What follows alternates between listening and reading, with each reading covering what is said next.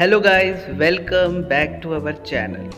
तो दोस्तों, आज की इस वीडियो में हम चर्चा करने वाले हैं voice part 21 passive form of past perfect tense interrogative sentence.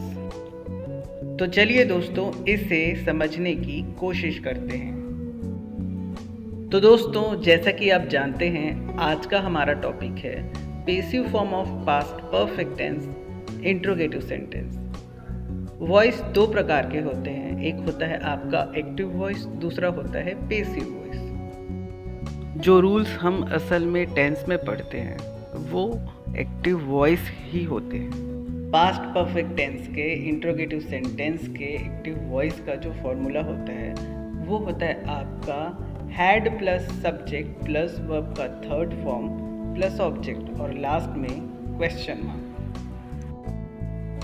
जब आप इसे पैसिव वॉइस में बदलते हो तो इसका फॉर्मूला हो जाता है had plus object plus been plus verb का third form plus by plus subject और लास्ट में क्वेश्चन मार्क। चलिए दोस्तों, हम एक उदाहरण लेते हैं जो कि है आपका क्या तुम संतरे बेच चुके थे।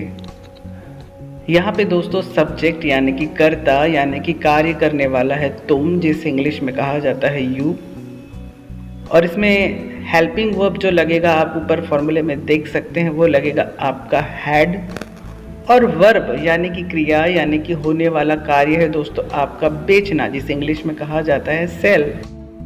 यहाँ पे दोस्तों फॉर्मूले में आप देख सकते हैं वर्ब का थर्ड फॉर्म लिखा हुआ है। वर्ब के तीन फॉर्म होते हैं, प्रेजेंट, पास्ट और पास्ट पार्टिसिपल। तो जो हमारा वर्ब है सेल, इसका प्रेजेंट फॉर्म होगा आपका सेल ही, पास्ट फॉर्म होगा आपका सोल्ड और इसका पास्ट पार्टिसिपल फॉर्म भी होगा आपका सोल्ड। यहाँ पे हमें वर्ब का थर्ड फॉर्म लिखना है जो कि होगा आपका सोल्ड ही। इसके बाद आता है आपका ऑब्जेक्ट जो कि वाक्य में कर्ता सब्जेक्ट क्रिया वर्ब को छोड़ करके बचता है। तो यहाँ पे यू यानी तुम हुआ आपका सब्जेक्ट, बेचना यानी कि सोल्ड हो गया आपका वर्ब यानी कि क्रिया। तो बचता क्या है? जो बचता है वो है आपका संतरे, जिसे इंग्लिश में कहा जाता है ऑरेंजेस।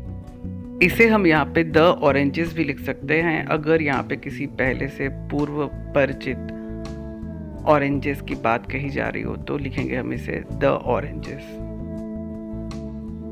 तो दोस्तों, इसे ऊपर दिए गए फॉर्मूले के हिसाब से क्रमबद्ध करके ट्रांसलेट करके कैसे लिखेंगे, had you sold the oranges और लास्ट में क्वेश्चन मार्क। जब आप इसे पैसिव वॉइस में लिखते हैं अगर हिंदी में उदाहरण के रूप में तो लिखते हैं क्या संतरे तुम्हारे द्वारा बेचे जा चुके थे। और अगर आप इसके पैसिव वॉइस के फॉर्म को देखते हैं तो वो हेल्पिंग वर्ब से शुरू हुआ है जो कि है आपका हैड, फिर है आपका ऑब्जेक्ट जो कि हमने लिखा था द ऑरेंजेस, फिर आएगा आपका फॉर्मूले से आपका बीन, फिर होगा वर्ब का थर्ड फॉर्म जो कि था आपका सोल्ड। उसके बाद आएगा दोस्तों फॉर्मूले से आपका बाय, फिर आएगा सब्जेक्ट। यहाँ पे दोस्तों हर सब्जेक्ट के ऑब्जेक्ट फॉर्म यूज़ किए जाते हैं। यहाँ स्क्रीन में आप देख सकते हैं मैंने कुछ सब्जेक्ट के ऑब्जेक्ट फॉर्म यूज़ किए हैं। तो हमारा जो सब्जेक्ट है वो है आपका यू, इसका ऑब्जेक्ट फॉर्म होगा यू ही। तो क्या लिखेंगे हम यहाँ पे यू। तो दोस्तों, इसे ऊपर दिए गए फॉर्मूले के हिसाब से क्रमबद्ध करके ट्रांसलेट करके कैसे लिखेंगे, had the oranges been sold by you और लास्ट में क्वेश्चन मार्क। चलिए दोस्तों, इसी तरीके से एक और उदाहरण लेते हैं जो कि होगा आपका क्या हम घर खरीद चुके थे। यहाँ पे दोस्तों सब्जेक्ट यानी कि कर्ता यानी कि करने वाले हैं हम, जिसे हम इंग्लिश में कहते हैं वी। फॉर्मूले से टेंस के अकॉर्डिंग जो हेल्पिंग वर्ब लगेगा वो होगा आपका हैड। उसके बाद है दोस्तों आपका वर्ब यानी कि क्रिया जो कि है आपका खरीदना, जिसे इंग्लिश में कहा जाता है बाय। और क्योंकि यहाँ पे हमें वर्ब का थर्ड फॉर्म यूज़ करना है तो हमारा जो वर्ब है बाय, इसके तीन फॉर्म होते हैं, किसी भी क्रिया के तीन फॉर्म होते हैं, प्रेजेंट, पास्ट और पास्ट पार्टिसिपल। तो हमारा जो वर्ब है बाय, इसका प्रेजेंट फॉर्म होगा बाय, इसका पास्ट फॉर्म होगा बॉट और इसका पास्ट पार्टिसिपल फॉर्म भी होगा बॉट। तो यहाँ पे हम लिखेंगे वर्ब का थर्ड फॉर्म जो कि होगा आपका बॉट। इसके बाद आता है आपका ऑब्जेक्ट जो कि वाक्य में कर्ता, सब्जेक्ट और क्रिया वर्ब को छोड़ करके बसता है, जिसे हम हिंदी में कहते हैं कर्म। तो दोस्तों यहाँ पे वी यानी कि हम हुआ आपका सब्जेक्ट, खरीदना यानी कि बाय जो कि अब बॉट हो चुका है, वर्ब का थर्ड फॉर्म है जो कि, तो बचता क्या है इसके बाद जो बचता है वो है आपका घर, जिसे हम इंग्लिश में लिखेंगे द हाउस, क्योंकि यहाँ पे किसी पर्टिकुलर विशेष घर की बात कही जा रही है तो हम इसे लिखेंगे द हाउस। तो दोस्तों इसे ऊपर दिए गए फॉर्मूले के हिसाब से क्रमबद्ध करके ट्रांसलेट करके कैसे लिखेंगे, had we bought the house और लास्ट में क्वेश्चन मार्क। जब हम इसे पैसिव वॉइस में लिखेंगे हिंदी में तो इसे कैसे लिखेंगे, क्या घर हमारे द्वारा खरीदा जा चुका था।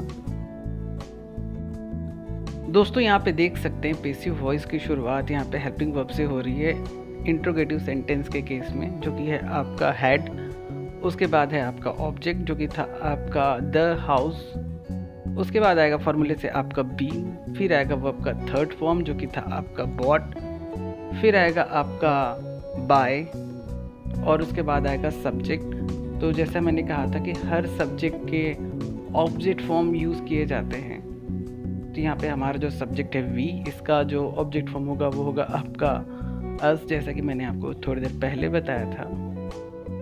तो दोस्तों इसको ऊपर दिए गए फॉर्मूले के हिसाब से क्रमबद्ध करके ट्रांसलेट करके कैसे लिखेंगे, had the house been bought by us और लास्ट में क्वेश्चन मार्क। चलिए दोस्तों इसी तरीके के दो उदाहरण आपके लिए, क्या वे स्कूल जा चुके थे और दूसरा आपका क्या राधा खाना पका चुकी थी। दोस्तों आप अपने जवाब मुझे नीचे यहाँ पे कमेंट में ज़रूर दीजिएगा, मुझे इंतज़ार रहेगा। और इसी तरीके से हमारे बाकी जो भी सोशल मीडिया के लिंक मैंने नीचे डिस्क्रिप्शन में दिए हुए हैं, जाकर उन्हें भी फॉलो कीजिएगा, अपना प्यार दीजिएगा। और मिलते हैं इसी तरीके से नए एजुकेशनल और लर्निंग वीडियो के साथ। तब तक के लिए दोस्तों नमस्कार।